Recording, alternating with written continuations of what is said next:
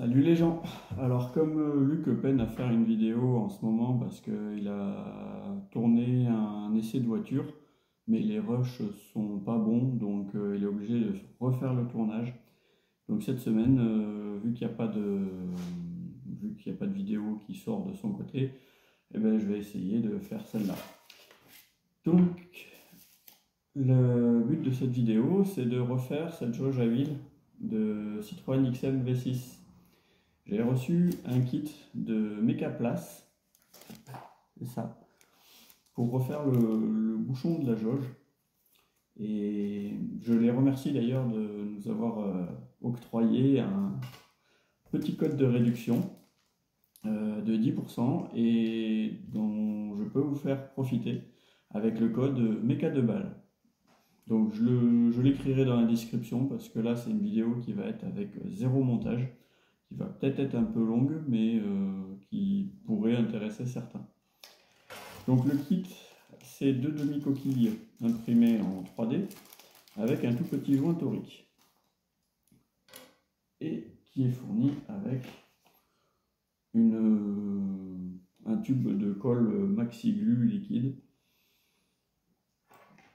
Donc l'idée, c'est de refaire ici le bout de la jauge, que ce soit tout beau tout propre. Alors la première chose à faire, c'est d'enlever les morceaux qui pourraient rester. Alors moi, ça fait bien longtemps qu'il n'y en avait plus parce que j'avais mis un gros domino électrique et ça allait bien, mais bon, parce que j'avais pas de retour de vapeur par la jauge. Mais là, je me suis dit, c'est l'occasion de faire un truc propre, quoi. Alors d'origine, le crochet est un petit peu trop coudé. Alors je sais pas si c'est le fait de l'avoir serré avec le domino ou quoi, mais l'angle ne correspond pas à l'angle du bout de jauge. Et la demi-coquille donc vient comme ça après s'être redressée. Donc là ça rentre pas mal. Voilà. Donc là le premier essai est fait. Ça a l'air assez concluant. Donc l'idée, c'est tout simplement de bien nettoyer s'il y a besoin. Et après, sinon c'est juste coller les deux morceaux ensemble. Alors est-ce que ça va vouloir traverser sans rien péter? Oui.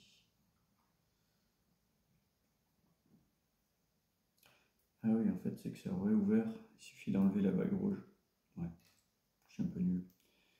Et là, en serrant, ça casse l'opercule et la colle sort. Donc on vient étaler un filet de colle dans la gorge. C'est tout indiqué sur la notice, et la notice est fournie avec. Voilà. On va mettre celle-là pour ne pas tâcher la table. On met la jauge dedans, bien rentrer à fond, et on se met de la colle sur les doigts. Non. Puis je vais peut-être mettre ça dessous mon travail aussi, parce que j'ai pas besoin de vernis supplémentaire sur la table. Et on vient finir d'en coller. J'ai dit en coller. Ne me faites pas dire ce que j'ai pas dit.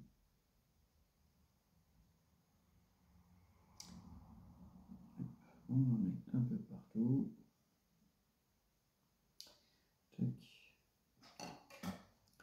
Et on vient mettre l'autre côté. En forçant un peu.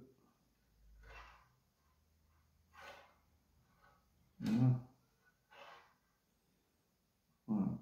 Après, c'est recommandé d'utiliser des pinces à linge pour tenir. Et voilà. Je ne suis pas certain que ce soit bien nécessaire. Et il paraît qu'il faut attendre aussi que la colle soit sèche avant de mettre le joint. Je vais faire ça avant.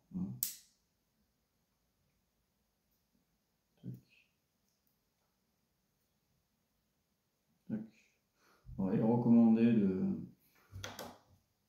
de mettre du scotch pour faciliter l'insertion du joint.